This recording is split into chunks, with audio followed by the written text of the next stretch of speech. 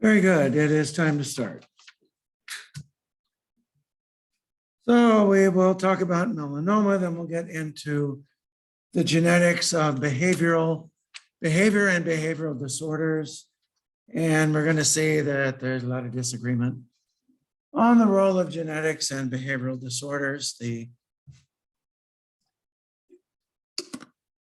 association with certain alleles is not so tight in some cases, and it's only sort of tight in others. So melanoma and then behavior, that's what's on the menu for today. All right, so with melanoma, a rather convenient way to grade them is the so-called Clark level. And the Clark level or the Clark scale has 5 different levels. So there is a level 1. Level 1 is the least severe. In this case, the melanoma is confined to the epidermis.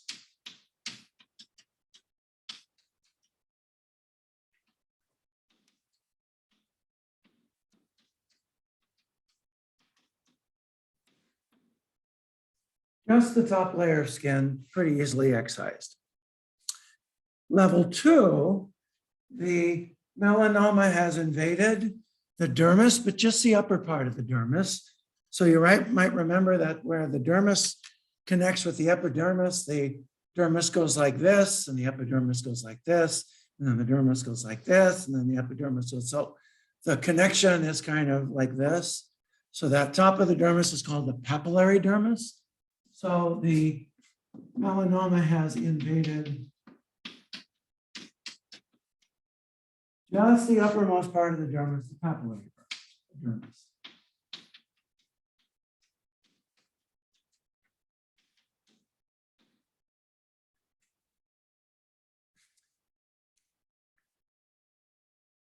Level 3, now the melanoma has gone through the dermis and it is now closer to the deeper layer of the dermis.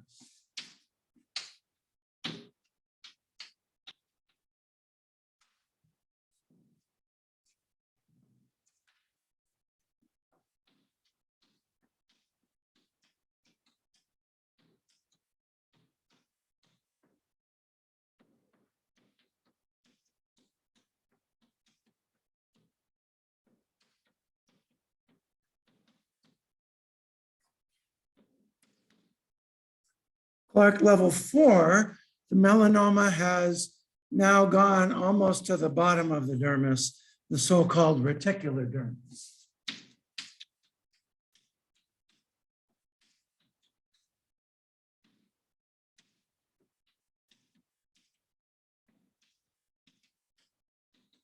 Now we're towards the bottom of the dermis. And then Clark level 5 now, it's all the way through the dermis, and it has invaded the adipose tissue under the dermis.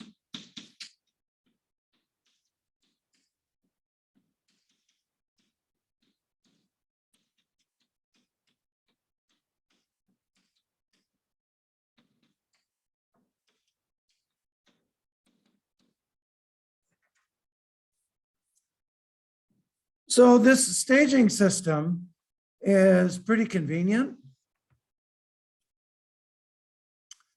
It's still used today, even though the American Joint Committee on Cancer no longer considers the Clark level to be all that useful, because the American Joint Committee on Cancer considers it to be less prognostic and more subjective. Having said that, it's pretty convenient once the dermatologist gets a biopsy, and you can usually still get some sort of designation using the Clark level. Remember that when you see a melanoma, you want to try to get a margin of at least a 0.5 millimeter of normal tissue. And if your melanoma is smaller than a millimeter thick, you want to try to get a 1 centimeter margin of normal tissue.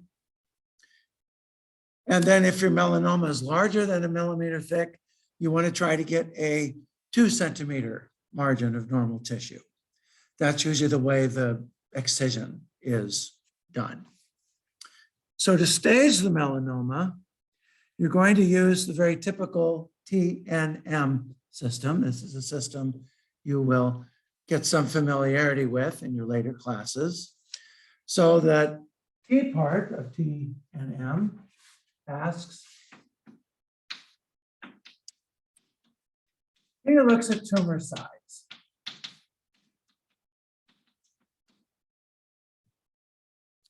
And so there's a T1, T2, T3, T4, and the smaller you are, the smaller the number. The bigger you are, the bigger the number.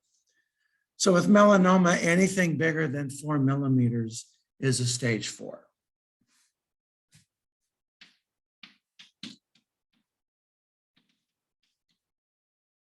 So if you are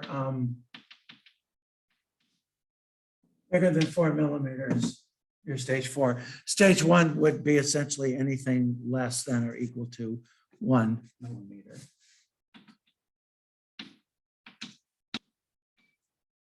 And then 2, 3, 4 is everything in between, you might guess. N is going to stand for lymph node involvement.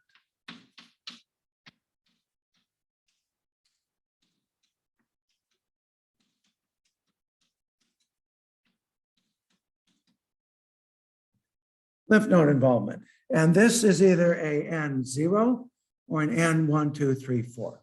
Sorry, N1, 2, 3. So it goes from N0, 0 meaning no peripheral lymph nodes are involved. So one N0, no, essentially, one way to remember it. And then there's an N1, N2, N3. So N1 simply means you have one tumor-involved lymph node. N2 is 2 or 3 involved lymph nodes. And then N3 would be 4 or more lymph nodes that are involved. So the more lymph nodes you have involved, the higher the N number. M is then metastasis.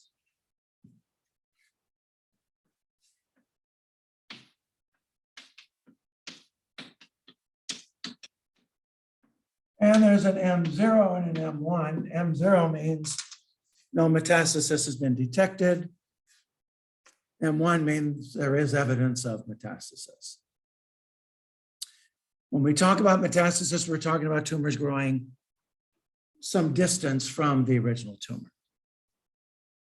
So if it invades local tissues, that can be essentially growth, but it might just be growth of the tumor. Metastasis means the tumor cells have invaded the bloodstream, and it's going to distant places, seeing exotic lands and so on and so forth, shall we say.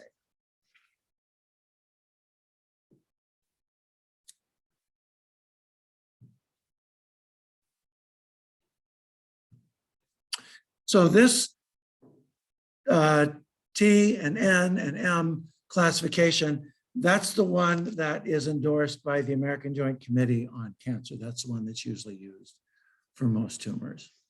Having said that, the Clark system, even though it's regarded as being more subjective, many clinicians still find it useful to tell a patient, oh, your melanoma is this thick or that thick or something like that. Clark's levels are not correlated with metastasis. Keep that in mind. That's why the American Committee on Cancer doesn't really like them.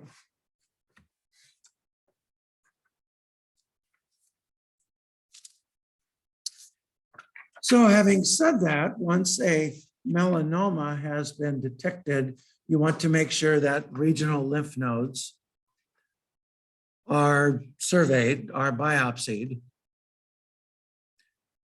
So the major lymph node that drains the area closest to where the melanoma is detected, that's your so-called sentinel lymph node. And if the sentinel lymph node is involved, then you check any lymph nodes that drain the sentinel lymph node. And then, of course, imaging can be immensely useful. With PET scanning, the tumor is going to be far more metabolically active than most of your other tissues. So if you use labeled 2-deoxyglucose or something like that, that area usually lights up quite obviously. You can also use various types of contrast dyes with an MRI to find the masses and see where they are and where they're going and so on and so forth. MRI is particularly useful for looking at brain metastases as well.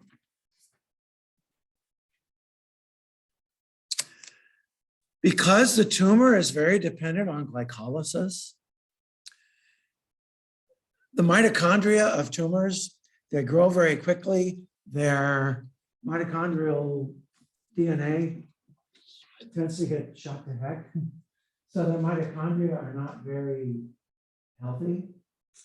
So they may not have a lot of electron transport. So they might get a lot of their energy from glycolysis. In fact, I think it's fair to say most of your advanced tumors are going to get virtually, not all, but the majority of their energy from glycolysis. I'm sorry, Zoom really chews up the energy from this thing, and this thing will be dead if I don't plug it in. So, especially after 2 lectures back to back. So consequently, the organism will be making a lot of lactate. Now, this is one of the reasons why tumors can really run people down. They're pigs for glucose. So they're going to be sucking the glucose right out of the patient. And that's why some people find success with the keto diet, because the keto diet tries to keep glucose low. And because the tumor really likes glucose, you're denying the tumor as Halloween candy. Now, will keto diets kill tumors? No. Tumors can use amino acids, they can use fats, they can use other substrates. But the thing they really like is their glucose, their Halloween candy. So will the tumor grow more slowly? It might, Depends on the tumor. One thing tumors are really good at is adapting. So if you try to starve the tumor with a keto diet, believe me, the tumor will adapt, but keto diets in combination with some chemotherapy regimens have been shown to be more useful than chemotherapy alone. So for that, you need to talk to the oncologist. So having said that, serum lactate dehydrogenase, because the tumor is releasing a lot of lactate, in response to that, your body will make more lactate dehydrogenase, and therefore lactate dehydrogenase is a potentially good screening tool to be able to stage the tumor. And elevated serum lactate dehydrogenase is a pretty good prognostic indicator.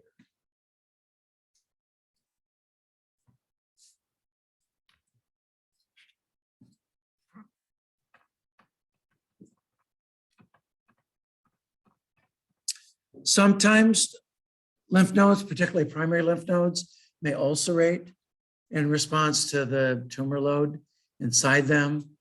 The tumor cells will take energy from anywhere they can get it, and tumor cells also secrete a lot of proteases. And if the lymph node is close to the surface of the skin, which a lot of them are, as that lymph node gets bigger and bigger and bigger, it might erode through. So ulceration of the lymph node can be a source of diagnostic power for you.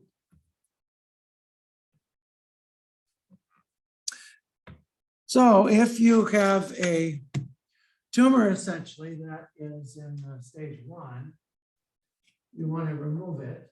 And again, you want to try to get the 2 centimeter margin. And then in stage 2, you're going to have wide excision of skin around the tumor site, and then sentinel lymph node biopsy. And in stage 3, you're going to start to introduce chemotherapy.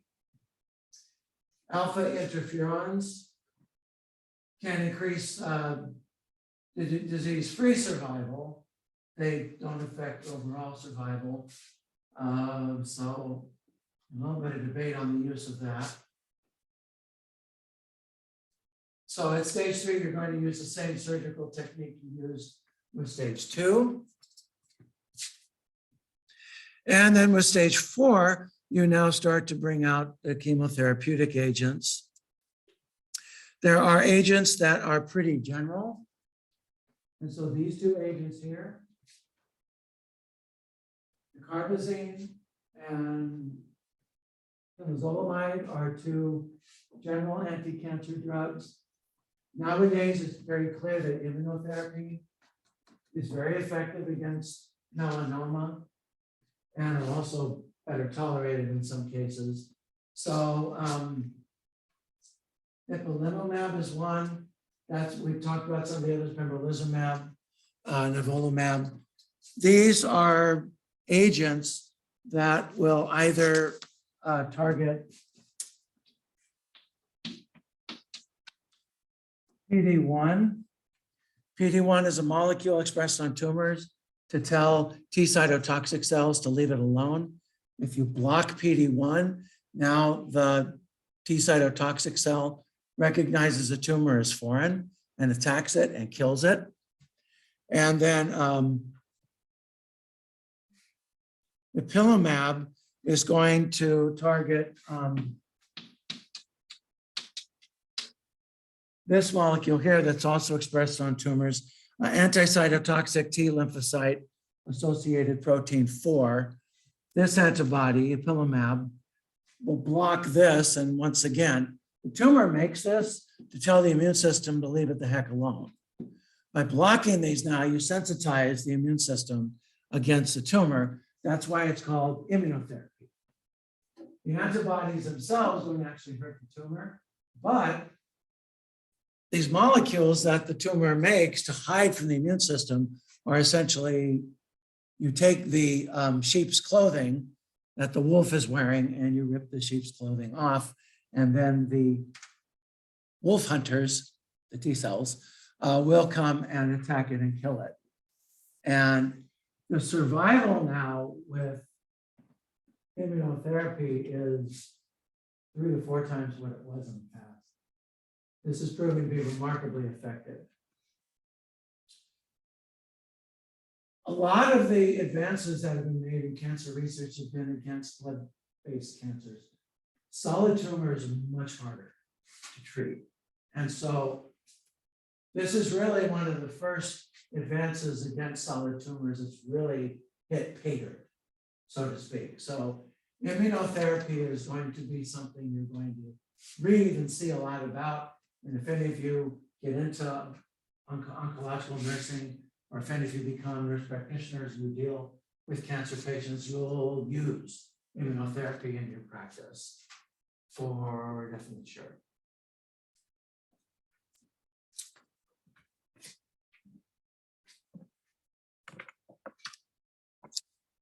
So what is the role of genetic testing? So as it says here, dermatologists and other clinicians agree that genetic testing really is not very useful, and you can't really justify the price of genetic testing. Now, the price of genetic testing is going down. For example, I looked at a genetic test that just 2 years ago was about $400. Already in 2 years it's $300. So as sequencing and as these sorts of things get more and more doable, and as the technology gets better and the tediousness of the experiments get to be smaller and smaller and smaller, the price will undoubtedly go down, especially as more people use genetic testing. Having said that, at this point, genetic testing, what you get for that price is just not worth it. It's just not worth it. This testing should be restricted to research laboratories. If, however, you have people with family histories of malignant melanoma, again, there are genes that are known to increase the risk for malignant melanoma, and therefore, you can subject them to more invasive screening that may save their lives. In this case, genetic testing is warranted, not for people who all of a sudden develop malignant melanoma, but for those with a family history of it. Now, testing is warranted, and it'll usually be a panel of genes for which people are tested, and in many cases, insurance will pay for it. What kind of screening do you do? Well, that's a little bit up in the air. Certainly, they should have a yearly dermatology screening. Certainly. So full body examination, and any of those atypical nevi, any moles that are questionable, those should be essentially examined twice a year. You might even want to consider having the mole removed. Mole removal is not that hard to do. And then follow-up visits should occur essentially annually. After which time you want to make sure the pedigree, as you get information for the pedigree, you revise it. If the initial visit doesn't give you the information you need on the pedigree, they may go out and do some research, and they may have more information for you. Then revise it. Then revise it. And the doctor will usually take that information and give it to you. So you'll be the one whose job is to deal with the pedigree. This particular mutation, this cyclin-dependent kinase 2A mutation, mutations in this gene usually are gain-of-function mutations. That not only increases your risk for malignant melanoma, also increases the risk of pancreatic cancer and also head and neck squamous cell carcinoma. Once again, trying to make sure folks stay out of the sun, they stay out of tanning booths, and they have a regular check. With guys, sometimes guys get moles, and if guys start shaving, they may shave over the moles. I know this because it's happened to friends of mine who've moles all of a sudden are gone because they shaved them off while they were shaving in the morning. Guys, when they start shaving, will usually shave really low. They don't understand. You can stop right here. So that can make those moles all of a sudden turn rogue faster. So if they have a mole essentially in a place where they're going to shave, you should probably strongly consider having that atypical nevus removed, even if it's not atypical. Just because when you shave it off, it's going to grow back. Those chances essentially of increased cell divisions, increasing your risk for mutations, now that nevus may very well go rogue on you. That's something to consider. Women who get nevi on the back, if it's in the way of where certain clothing, like bathing suits or undergarments, straps and things like that, where that strap can cause it to get injured and bleed and things like that, those types of nevi should be removed because they're going to keep getting injured, and that's going to increase the risk for skin cancer.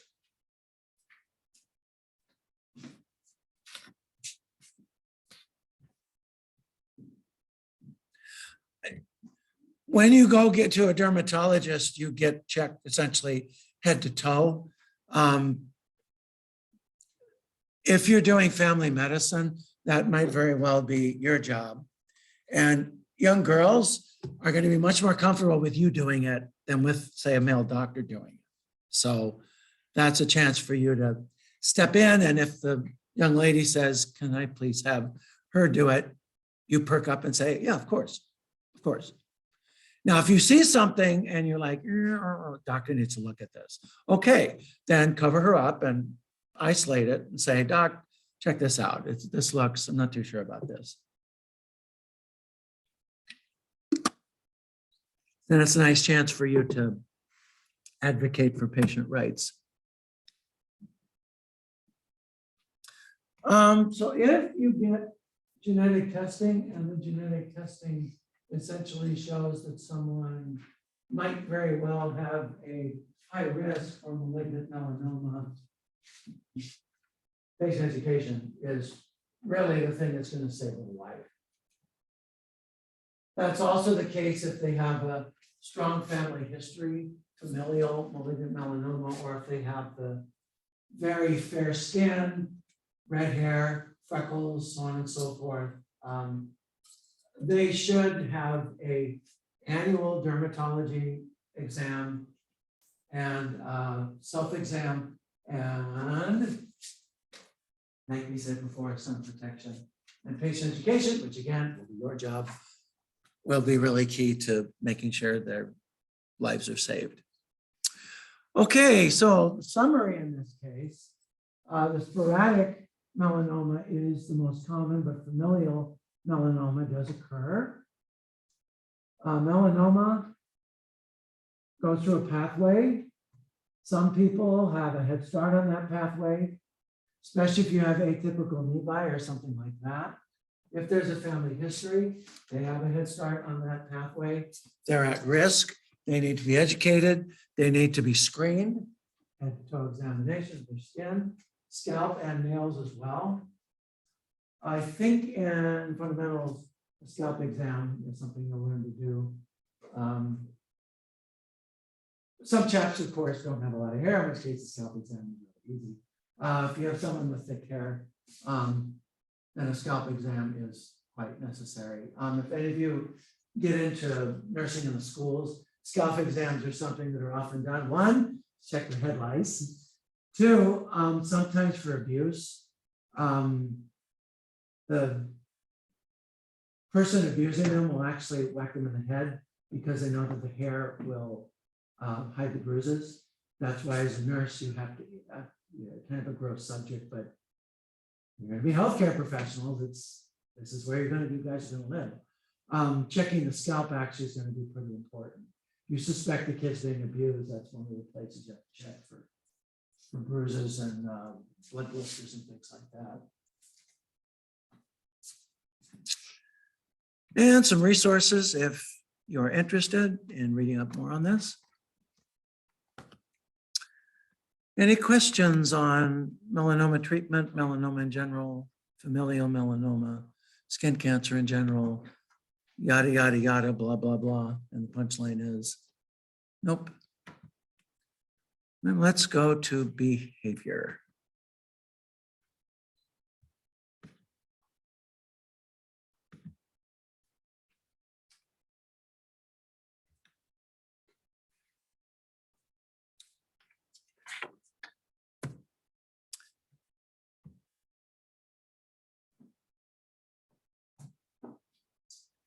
So when I read this in the book, I was not really believing that 30 to 60% of Americans suffer from a psychiatric disorder.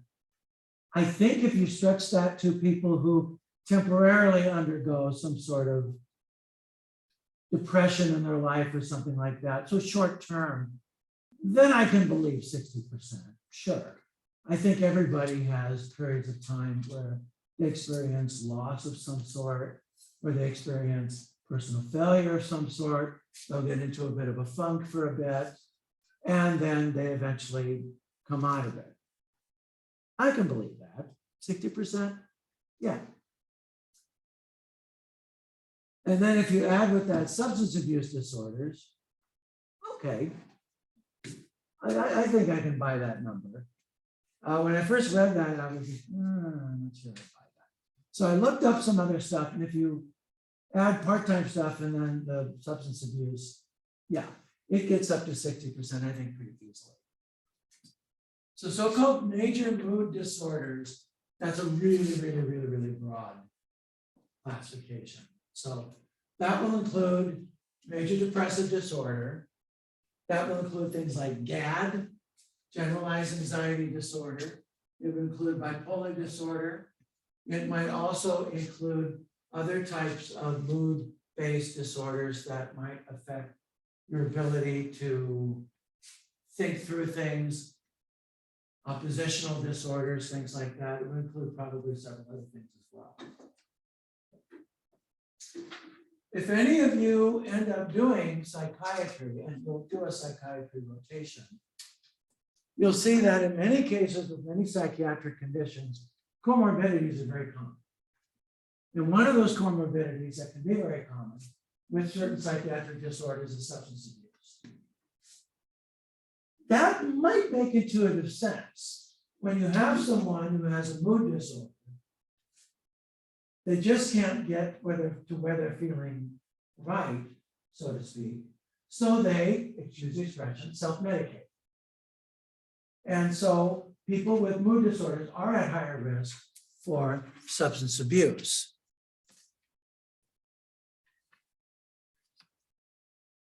So major depressive disorder, according to the DSM, in fact, this is straight from the DSM, 5 or more depressive symptoms during a 2-week period.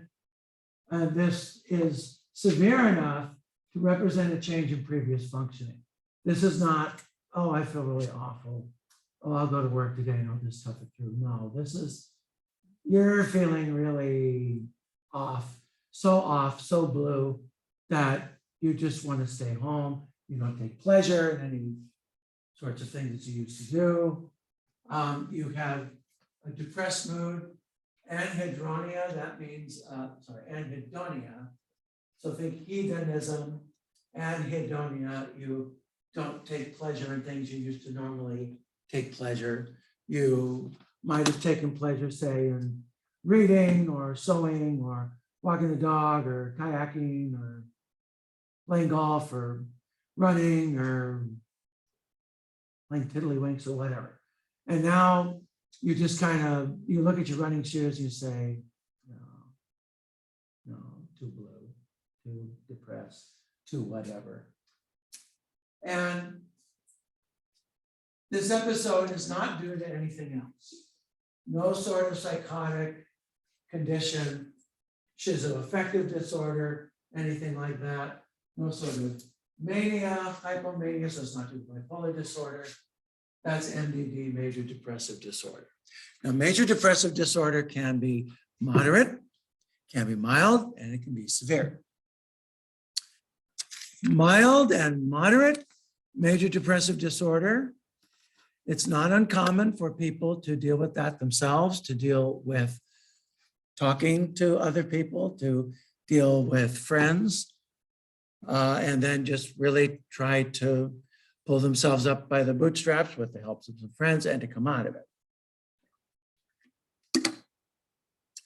Severe depressive disorder, it's kind of a downward spiral, and it's very hard for people really to get back in the saddle, so to speak.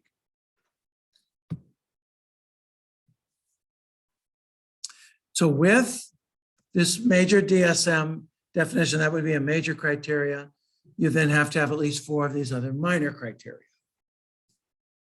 And you can see here where you actually have particular types of physical manifestations.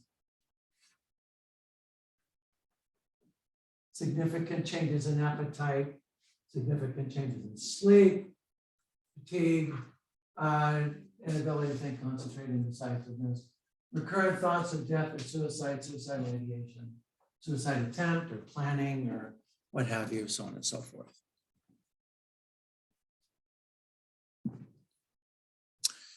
Generalized anxiety disorder. Again, this is DSM. Excessive worry on more days than not for at least 6 months. Difficulty controlling this worry, causing significant distress, significant impairment. You can't attribute it to some sort of substance or some other condition. And then you may have these other things: restlessness, being fatigued, irritability, mind going blank, difficulty concentrating, muscle tension, sleep disturbance, so on and so forth, blah, blah, blah. Then bipolar disorder, formerly called manic depression. There's a bipolar 1 and a bipolar 2 disorder. Bipolar 1 disorder is distinguished from bipolar 2 by the presence of the manic episodes. So essentially the patient cycles from mania to depression, mania to depression, mania to depression.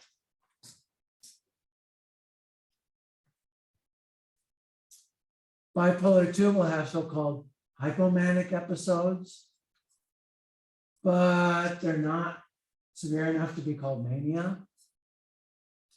So bipolar 2 disorder, you spend most of your time in bipolar depression.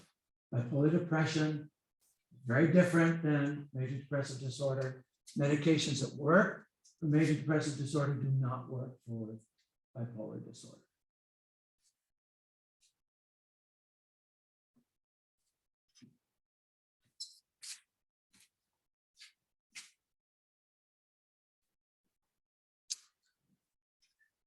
And so these are the criteria for mania. Have any of you known anyone in a mania sort of situation? It's very hard to miss. They have this endless energy. They talk. The talking might be of substance or it might be completely vapid. Their ideas just kind of race to their head, highly distractible. They think they have very grandiose thoughts. They can engage in very risky behavior. They can be a big danger to themselves in cases like that. And you can't contribute it to anything else. Basically, if you have 3 of these, then you have a manic episode, essentially.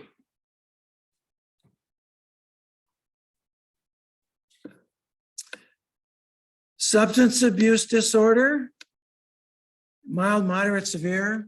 Mild 2 to 3 of the criteria, moderate 4 to 5, severe 6 or 7. What the drug that's used doesn't matter. Could be alcohol, could be opiates, could be gabapentin, could be anything, could be cough syrup, dextromethorphan, whatever. And here are the criteria essentially for substance abuse disorder. And you can read, I don't need to read those to you. Craving, doing whatever you can to get it. Missing work, missing obligations because you spent so much time trying to get that substance. You know what I'm seeing more and more of today? It seems to me some people show this when it comes to these things. And my wife worked with a woman who was constantly on her phone, and her boss, this was in the school system, this person was a paraprofessional. The master teacher, the head of the classroom, said, put it away. This kid needs your help and you need to not be distracted. Also, when you go out to the playground, you're supposed to be watching the kids, make sure that nobody dukes somebody or somebody falls off the slide or the swing or what have you that they're attended to. Well, she walked outside, she was on her phone. So the teacher finally said, you leave your phone inside. I don't want you on your phone out there. What if I get a call? Then set up your message box. Set it up so that you can have messages taken. Keep your phone inside, because she was on it constantly. And then at my doctor's office, I heard a story about someone who got fired because they were in back of the record stacks on their phone when they're supposed to be up manning the telephones. So seems to me electronic abuse disorder is probably going to be recognized fairly soon as well. Yes.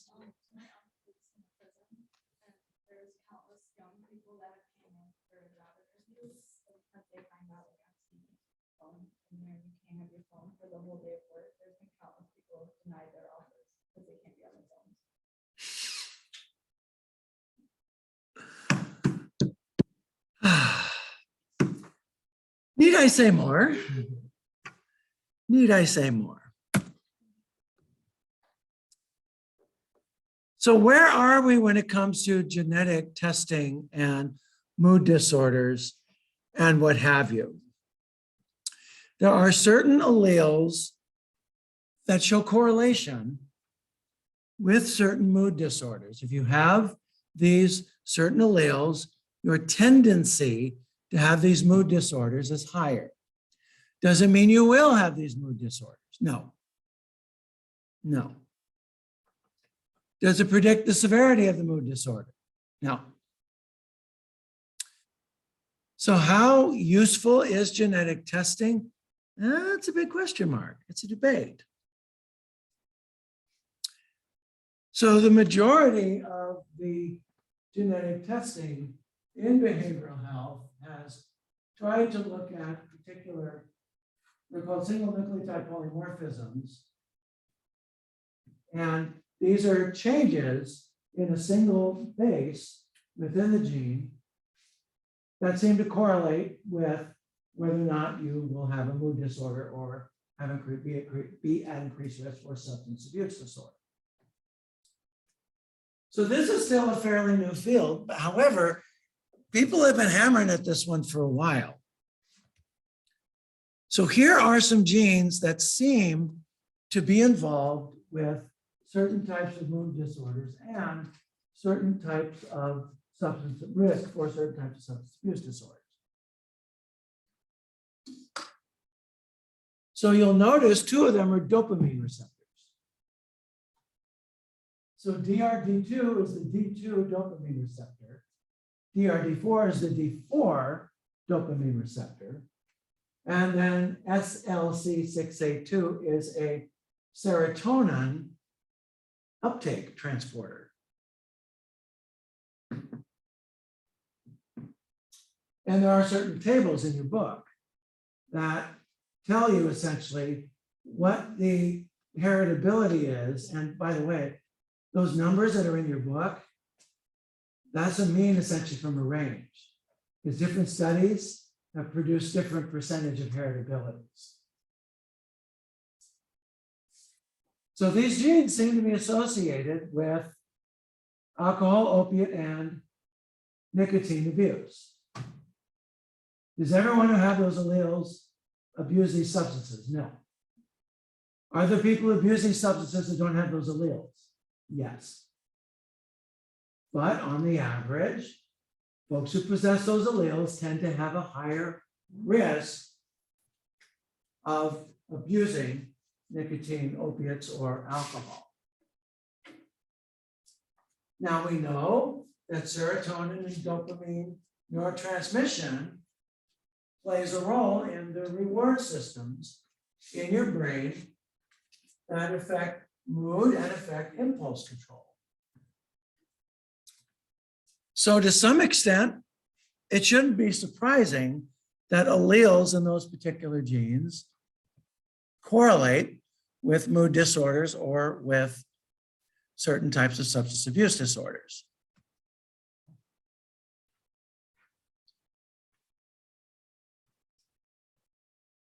So there is overlap essentially between mood disorders and with these substance abuse disorders.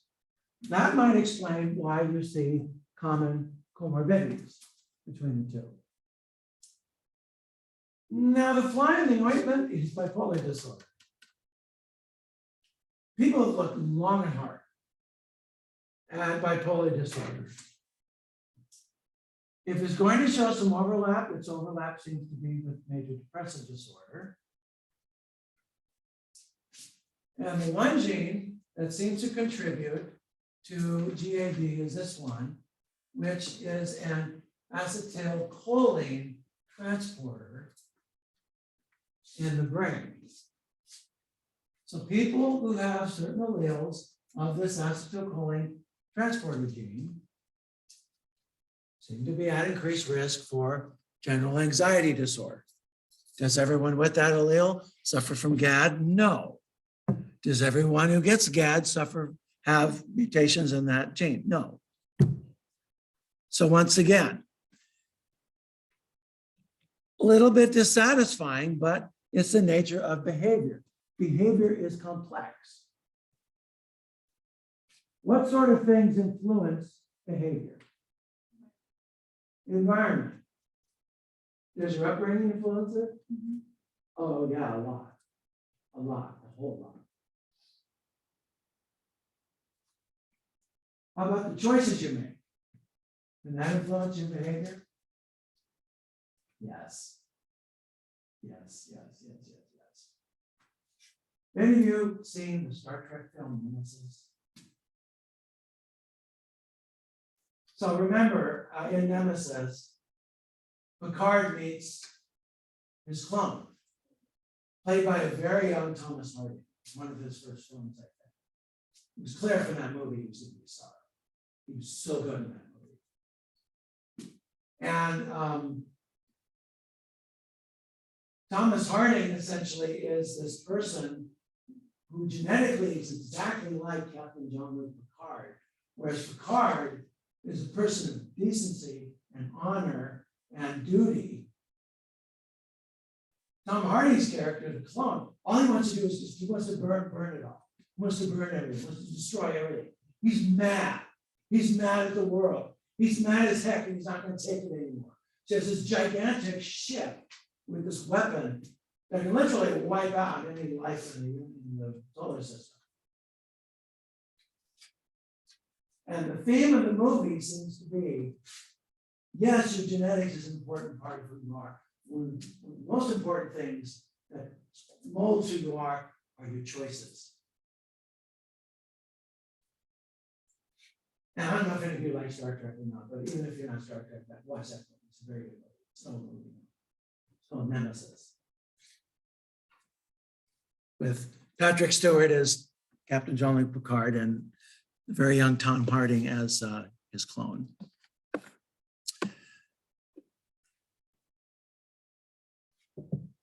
All right, so in your book, you have these 13 candidate genes that seem to be correlated with bipolar disorder. And some of those are also correlated with alcohol abuse. And then MDD is correlated with 7 of them, and those overlap with alcoholism. Alcoholism, of course, can drive depression. Depression can drive alcoholism. And GAD seems to have the smallest overlap with those genes in general. And 3 of those are associated with opiate abuse. But again, the correlation is not 100%. So you have a kid comes in, terrible anxiety disorder. You gonna recommend genetic testing? Yeah, Sydney's shaking her head. Maddie started to shook her head slightly. You weren't as vigorous. Sydney's Maddie's kind of like, who says yes? Who says no? No. Is genetic testing going to tell you anything? No. No. A family history might be useful, but genetic testing in this case might actually do more harm than good. If they say to themselves, you know, I'm kind of destined to be depressed, what might that do to them? Yeah, precisely. When in fact the genetics tells you that the risk might be increased, but it doesn't tell you how much the risk is increased, because so many other things affect mood and whether or not you abuse things or something like that. So the American Psychiatric Association says, don't even go there. Don't even go there. Not worth the money, not worth the time, and can probably do more harm than good.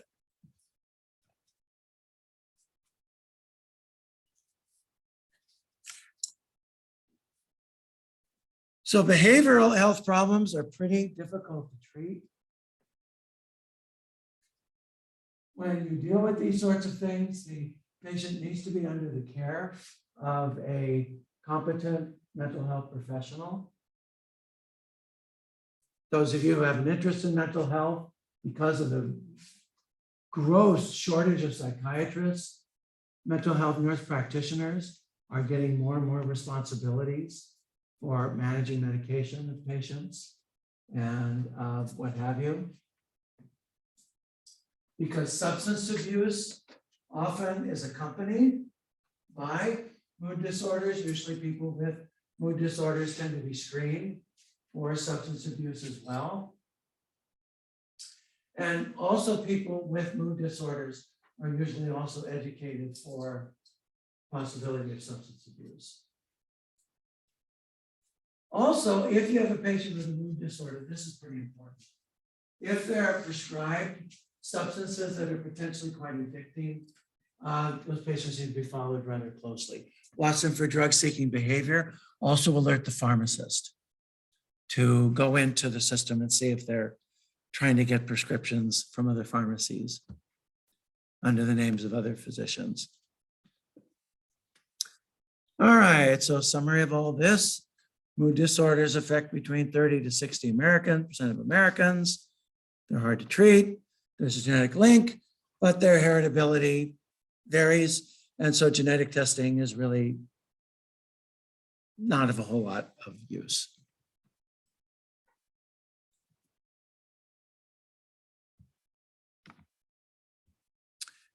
All right, we are moving right along. Incidentally, the quiz we will have this Friday will be the last quiz we'll have this semester. And there was great rejoicing.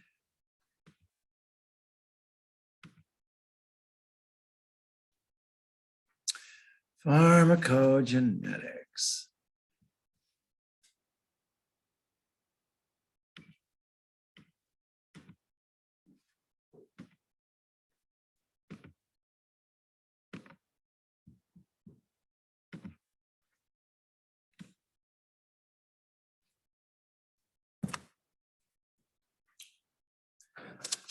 So what's pharmacogenetics? We talked about this. Those of you in my pharm class, we talked about this. This is the tendency for you to respond to certain drugs based on how you metabolize those drugs, or based on what types of targets you might have, because the target of the drug might be subject to genetic variation. So your response to that drug might be different than someone else. who has a different genetic variant of that particular target. And also some people may metabolize some drugs very quickly. Others may not metabolize certain drugs at all, so they may be more subject to certain side effects or things like that. That essentially is the subject of pharmacogenetics. Pharmacogenetics is still being studied. Many of the pharmacogenetic studies that have been done are not very big, so not a lot can be drawn from many of those studies. Also, many of the bigger studies have not produced the big conclusions that many physicians wanted to see.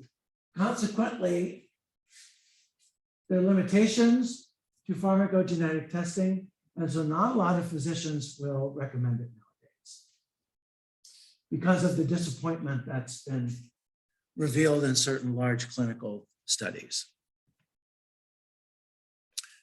So pharmacogenetics, this refers to the relationship of your genes in response to specific drugs. So it's the relationship of particular genes in response to certain drugs. Pharmacogenomics looks at the entirety of your genome and how safe or how effective certain medications are for you, given your particular genetic makeup. That's pharmacogenomics versus pharmacogenetics. Pharmacogenetics would be tree. Pharmacogenomics would be forest.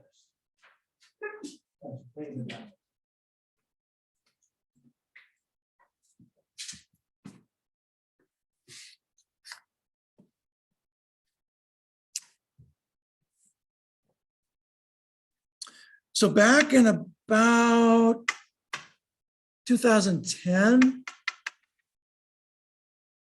oh, I'm sorry. There is a technique that was used, still a bit of an experimental technique.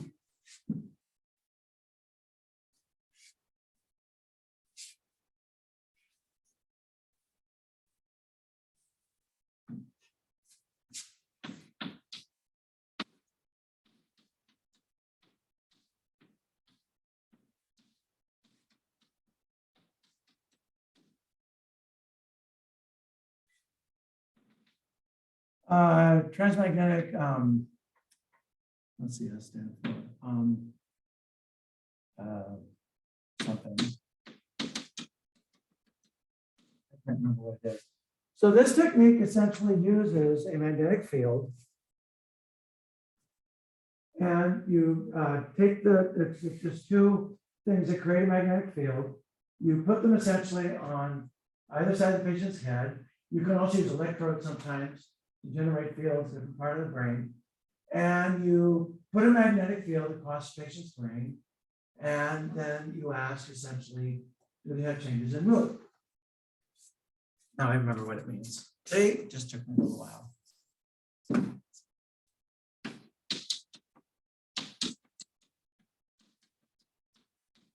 As magnetic sensitization. So this puts electric magnetic fields across the brain, and it turns out that some people with certain types of mood disorders, TMS is very helpful. It is used today in some modalities. It's still kind of experimental, but back in 2010, some people started to ask, do people with certain alleles or certain genes respond better to TMS than other people? Fair question. Fair question.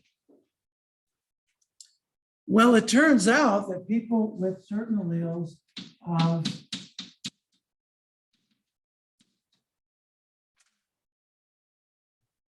the A1 serotonin receptor, people with certain alleles in the 1A serotonin receptor, people with certain alleles of this receptor, they were more likely to respond to MS. Okay, kind of interesting. Now, unfortunately, this study was kind of small. So folks said, okay, let's make a bigger study. And so this was at Mayo Clinic.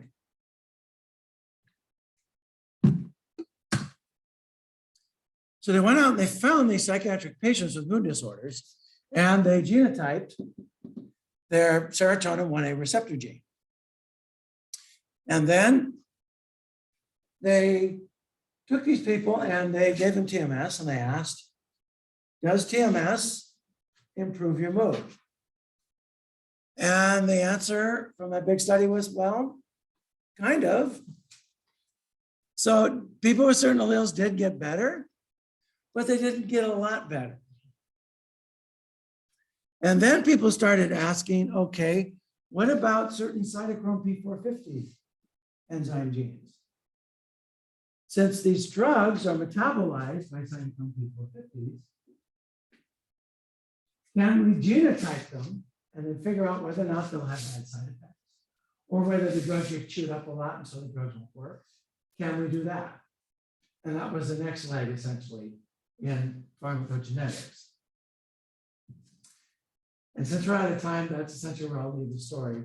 We'll pick this up on Wednesday, because the story is kind of disappointing.